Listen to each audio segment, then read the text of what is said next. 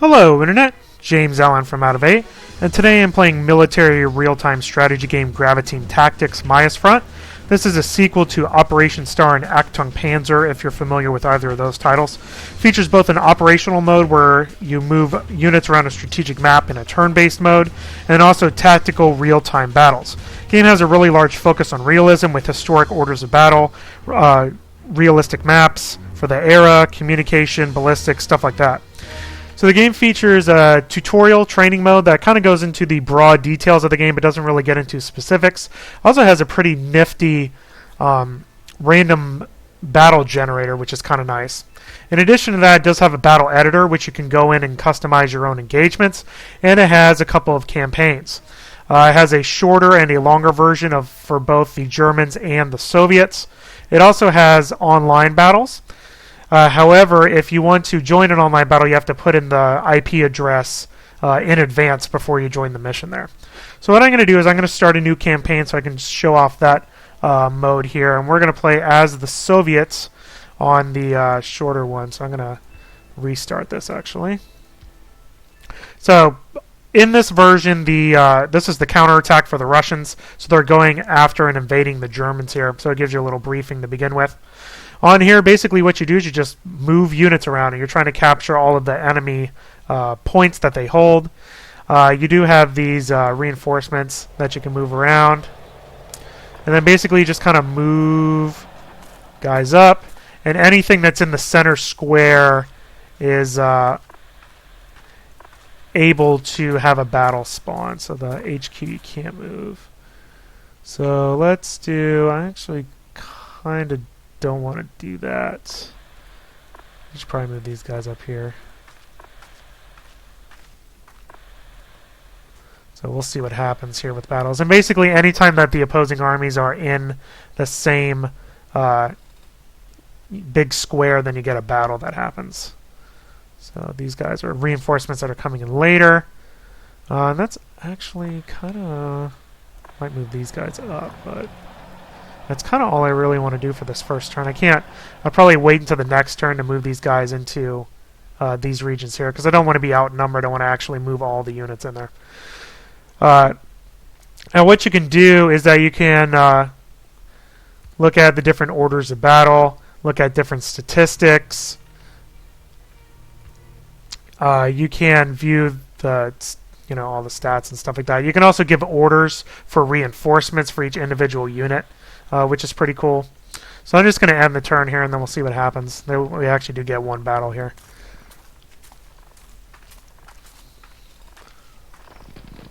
Actually, a couple. Alright, so that is the end of that. So what you have to do is you have to go in and actually do all of these battles first. And unfortunately, we're going to get this really boring one first, because it does it in order of importance. So click on it.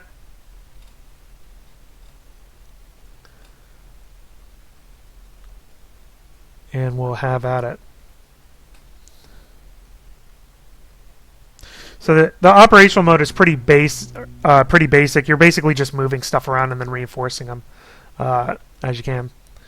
All right, so here's this. So they're going to actually be attacking me from this zone over here. So I actually might set up a defense for this. This is the overhead view. The UI is better than in the previous Graviteam game, but it still requires a lot of finagling to kind of get things the way that you want it. So I'm going to move all my guys up here and kind of do a defensive line in these trees. And then I'll make sure that everybody that's in the same squad is in the same kind of area here. And those are friendly units that I can't change. Let me back these guys up a little bit into better defensive position. And then we'll see what the AI has in store. Alright, let's see here what we got. Oh yeah, we also have these two guys. So put them there, put him back. Alright, so we have those guys are there. We have those guys are there. We have those guys on that side, and then we have the other team over here. So that's pretty decent. So you can see that they're going to be coming from that direction from the north. And then I have all my guys in this little ravine here. So there you go. So when you select a unit, you can see all of its attributes on the side here.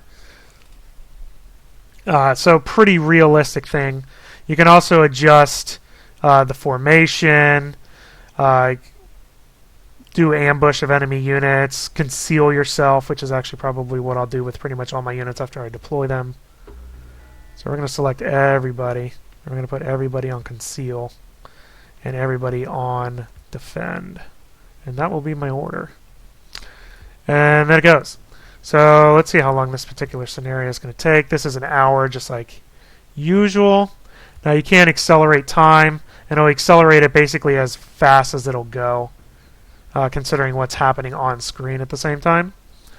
If you click on this, you can display all sorts of things. I usually put paths and orders on because I think it's interesting to see who is attacking the enemy. So we're just going to kind of sit here and wait for the enemy to come in. And there we go. It did not take long. They're actually coming in from this side, which is interesting. Or at least they're actually in a defensive position over there. These are friendly units that I can't control. They're allies. And there's a tank over here too. So I'm going to let you guys get lit up by that, and I'm just going to stay over on this side. You know, the game has a lot of realistic elements to it. If you click on a unit, you can drag out its line of sight so you can see where it can see. This unit obviously can't see very much, except kind of this way.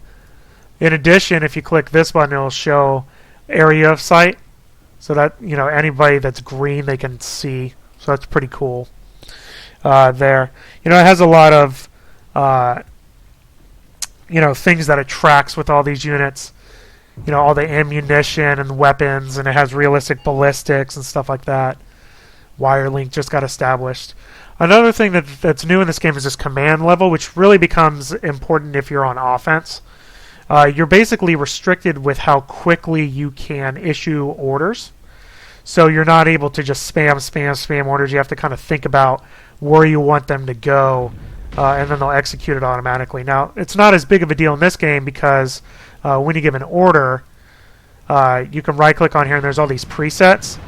Like, for example, attack will put tanks in front, it will pop smoke automatically in buttons. So all that stuff will be taken care of by the AI. And actually, you can right-click and then do even more stuff. So you can do how many lines in your formation, whether they go in column or line, the density of the units, whether they take roads or not, whether they're moving fast or anything like that. So you can actually go in and further customize the orders, which is pretty cool. But the defaults are actually pretty good. You know, there's recon, which will stop once they encounter enemy units, and all sorts of other things like that. So it looks like that the enemy is actually coming in from this side, which means I might actually move these guys here to here. So that's what I'm going to do. I'm going to put them on recon, and I'm going to recon them right there. So that'll go to all the units in that formation, and then they'll automatically go over there eventually. So you can see them, they're starting to run across the fields. Graphics are pretty good. You know, let me put it on normal so you can actually see them run. Run! So running across the field. Now if I put them on conceal, they'd probably go through the trees there, but I actually kind of want to get them there sooner than later, so I don't have a problem with them running across here. Plus, I don't think that the enemy units are up on this hill anyway. So we'll let those guys go across that field there and get a little tired as they go. You can also call in off-map, yeah, they're exhausted now, not surprisingly, off-map artillery and aircraft, which is interesting. And like I said, the AI micromanages a lot of the small things, so you can actually command the bigger picture, so you feel more like a upper-level commander than somebody who's on the ground trying to micromanage their troops. So I like that. Objective has changed. So my ally is really pushing.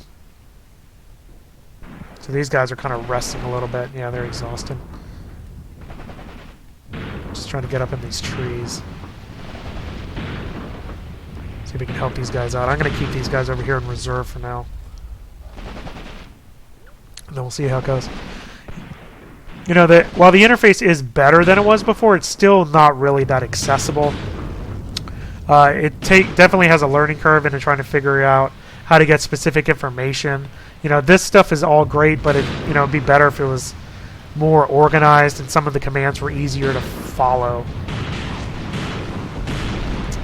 So they're up in the trees now. So I'll just kind of let them hang out there for a little bit, I think. And this battle is going to end at 1830, so it's already 15 minutes up. Objective has changed.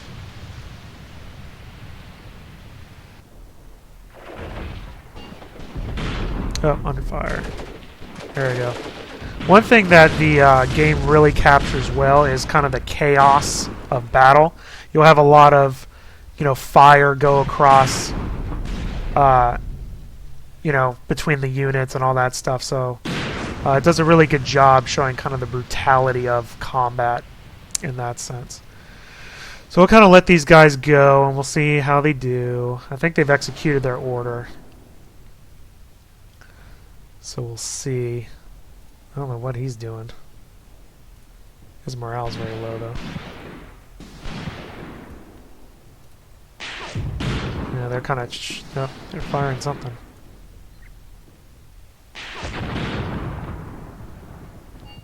I'm almost considering taking these guys and pulling them over, too. Yeah, let me do that. Let me put them in these trees. Recon. Since everybody seems to be over on this side of the map. I assumed they were going to come from over the hill, but apparently not. If I was on offense, that would deplete my command level pretty significantly, but it's not the case right now, since I'm on defense. I don't really have that many units anyway. The game does small and it does very large skirmishes, and the large ones actually aren't that difficult to manage because the AI kind of micromanages a lot of the small stuff. So you just basically give them orders and then they'll carry them out to the best of their ability. So it's definitely a higher level. Okay, now we're actually firing on people. Higher level, of command compared to some other military strategy games that has you micromanage popping smoke and everything like that.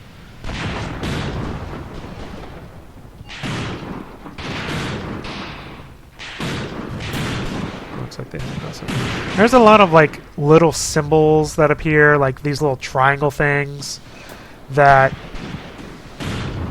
there's no tooltips or anything to really remind you what that is without having to open the manual, which actually does a pretty terrible job explaining stuff. It basically just explains what all the symbols are, but doesn't explain any of the game mechanics.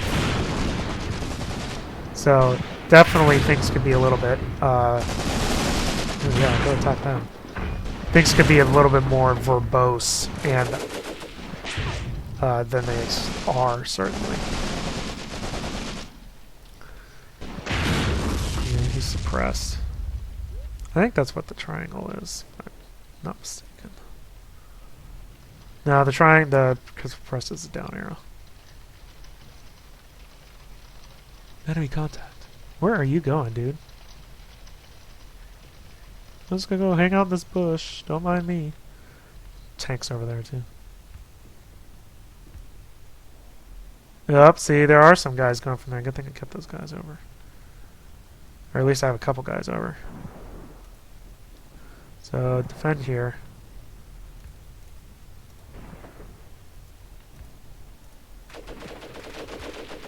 Go into those trees. Those guys will take care of them, I think. Whirling lost. So, we'll let this play out for a little bit longer. See what happens.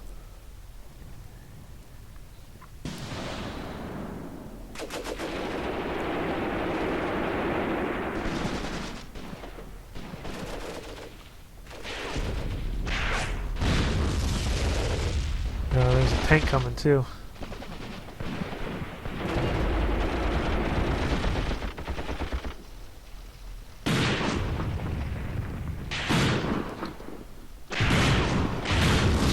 As with a lot of these realistic simulators, there'll be a lot of units that you have no idea what they actually are attacking you.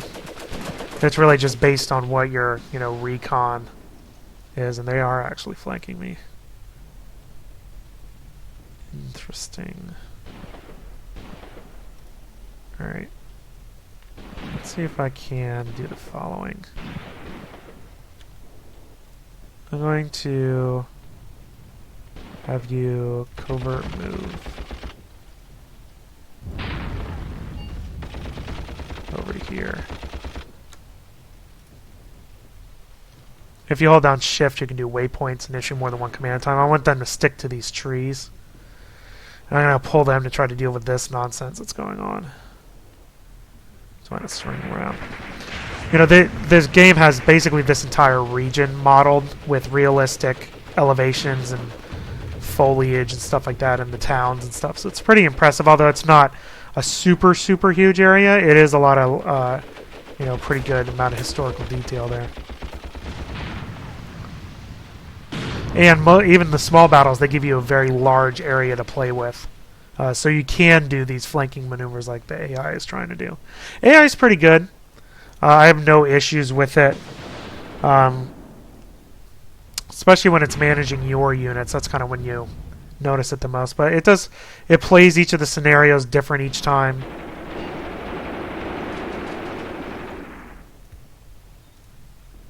So certainly no big complaints about that. Alright, got 30 more minutes left, and we'll see how it goes here. I'm going to pull in my unit back. I should have just left him there. But that's alright. He's panicking. Yeah, that's cool. Maybe it's because you went way the heck out there. Maybe that's the reason.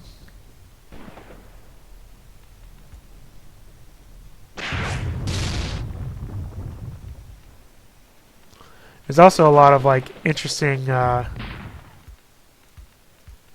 clicked on the wrong thing. Things if you press this, it'll show all the different firing ranges for the different parts of a tank.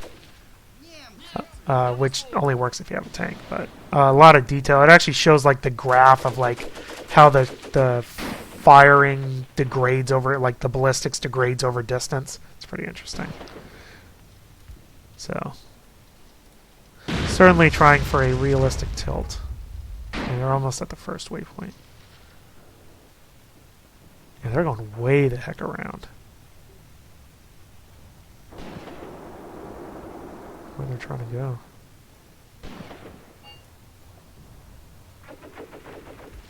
Yeah, don't go all the way up there, dummy. These guys are just kind of getting held.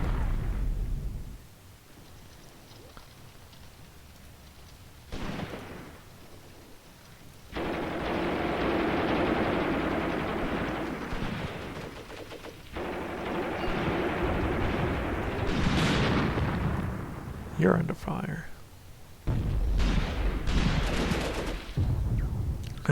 Goes up to a maximum of 6x. Probably get up to about 5, I would say. And then it automatically goes back down to real time once you get a little event. So they have phone communication now, so that's good. Oop, not what I wanted. Also, I do like the this where you can snap to a unit. I like having all the units along the bottom. That's pretty nifty. Yep, ceasefire. Alright, well that's going to end it. I think I did decent, I thought. That'll happen too. The AI is actually pretty good about doing ceasefires when there's basically nothing that's going to happen for them. So that'll end this battle. Good job, I think, guys. Here comes one.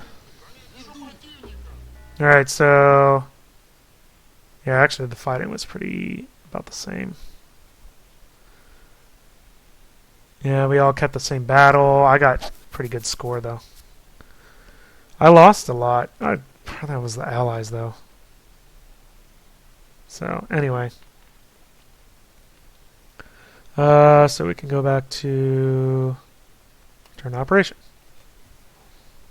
Yeah, and then you'll play out this next one. So this next one, I'll just start it and then kind of end it just to show off the tank stuff. All the tank statistics. This one we're on defense too.